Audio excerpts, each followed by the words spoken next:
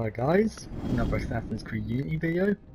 This one I want to focus on, I want to talk a bit about uh, victory, but in a different way. Now before we get started, let me just explain my Altair loadout because I have actually been wanting to explain it. Basically, for me, I have obviously the outfit on. I have all of Arno's Master Assassin gear because that's part of his Master Assassin outfit, and this is Altair's Master Assassin outfit. I have the dog, not the doll, I think it is doll. I'm not sure how you pronounce it, but dull cavalry sword. Basically, because this is the sword that looks the closest to Altair's Syrian saber. And I have the simple pistol because the game makes you have a pistol, but also Altair did design the hidden gun, but obviously it could only hold one shot at a time before you had to reload it, and it was very simplistic until you actually got the actual hand gun. But anyway, on to the main topic. Obviously, in the last video I talked about Assassin's Creed Victory, like what has been confirmed, like more modern day emphasis. Japan, London and Japan are going to be the settings for Within Yamas. There's one other thing I did want to talk about, and that was the actual assassinations themselves. Now obviously the assassinations are a very, very important part to Assassin's Creed. Hence the title Assassin's Creed. You know, it's not that hard to figure out, but anyway. What I wanted to talk about was like, what could maybe Victory take from Unity? Because Victory, no, not Victory. I'm getting all these games confused. There's too many of them. There's too many games in the series. I'll eventually get the titles mixed up. But anyway, Unity did do a lot of great things in terms of revamping the assassination missions. I think there's other cues that Victory could take from the previous Assassin's Creed games. Now, the first thing I'm going to say is, what Unity did very well was revamping the scale of the assassinations. They really did go out, like, oh, look at this. I have to kill, I think his name's Latouche, otherwise I call him the douche. Don't know why, just because I'm immature I call him the douche. But anyway, if you saw this large crowd, it's an execution, you've got to either sneak your way in like a proper assassin, or you've got to go balls to the walls, that shit crazy, and you've got to just charge in and kill them. But obviously the assassin way is to sneak in. But that's what this game really does well. And also, another thing to the game design is, it does emphasize stealth. Like, you can go in charging crazy, but it's going to be a lot harder than if you stealth your way into the mission. So, that's a great design. That's two great design features that Victory could take. Now, another thing that Unity did place in, now I think it could take some improvement, but it was a great feature. It just needs a bit of, you know, depth and improvement, is the side activities you can do inside the assassination mission that will eventually help you to make the kill.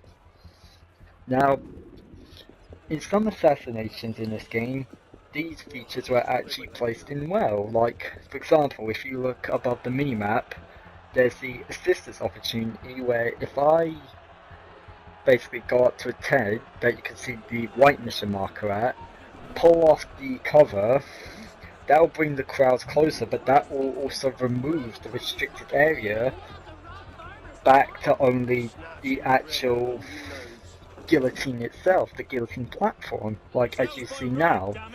And there's the other one where if you manage to get inside the cell that all the prisoners are being held in, they'll think you're a prisoner, you'll be taken up to the stage, and boom, you can run up and make the assassination. Now, for this mission, those features work well because they actually helped in you making the kill,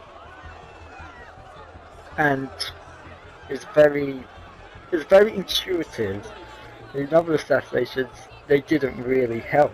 They were just there for being there. Like there's the one where you've got to infiltrate the palace. They kill the female Templar, not at least the other one. Like there's one where you can help some guy deliver fireworks around the back. It says it proves as a distraction, but most of the times when I've played that mission, no one's ever taken notice of the fireworks going on in the background. It's just gone on there as a nice display feature, that's about it. So if I hope that the developers really take their time to actually work on that feature. Like, it's a good feature. I just want them to really work on it. Now, things I think they should take from the previous games. Now, there's one big feature I really do think they should take from the previous Assassin's Creed games. That is, whenever the assassin makes a kill, instead of being able to see his memories, why not just go back to the classic formula of him making a short confession, or of him trying to explain his deeds, like trying to justify his deeds. Like these are getting a sort of ideological and theological, almost like a final standoff, like not with swords and knives, but down to words, each side trying to argue their position, like saying, like the assassin say, you've harmed innocent people, you've tried to take power for yourself, but then the Templar saying, but we need to take the power, we need to take the charge. Our ideal of freedom, it's a fantasy, you know, the people can't control themselves, the people can't police themselves, you know, really just having this ideological battle going on. Instead of, oh, I stabbed you, now somehow I can see into your memories. What was that feature?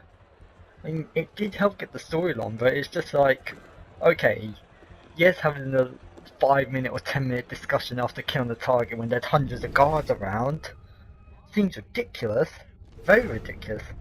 But then actually seeing into someone's memories when you stab them, you know, that is a bit ridiculous. That's really pushing it. But one thing I really do think they should actually do is like something that really happened in Assassin's Creed 1, where when you actually found the target in the location where they were going to be, it usually leads to like a cutscene, and there it would actually sort of,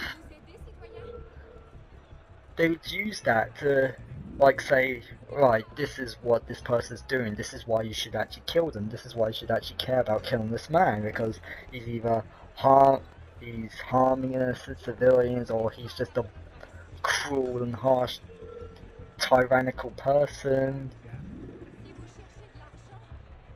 Now, here's a couple of features I think they should take from both Assassin's Creed 1 and 2.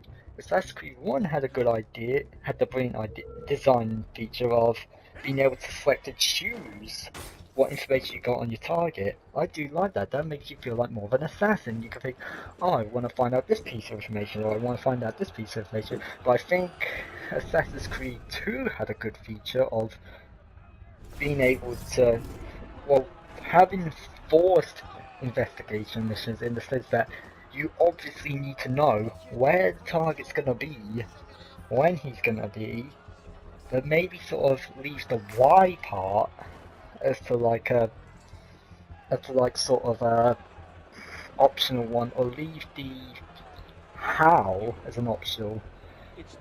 But to go back to the whole side activity thing is, what I don't get is like, how come, what I hate is like, this game actually showed you or pretty much gave you the answers instead of the player actually going out into the world and discovering different things that's going to help them with the assassination mission. So, again, rework this whole idea of side activities. Now, if you just watch quickly, dead guy on the floor, I walk over, and he stands back up. This guy is Jesus. But I'm gonna kill him again. Stabby, stabby.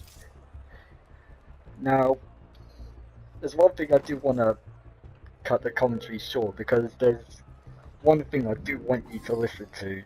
It's like a bit of dialogue that Arno engages in, which I find really funny, and it just shows Arno's personality. If we have another assassin like this in the next game, I would love it, but obviously it's all about personal opinion. But anyway, I'm gonna leave it over to him. What's this then? I believe it's called a rescue. Why? Because being a thick-headed man-mountain while doing little enough for your long-term prospects is not actually a capital offense. Huh? Just stay back and let me go first. Next! That one piece of dialogue always gets me. Like, it just shows Arno's personality.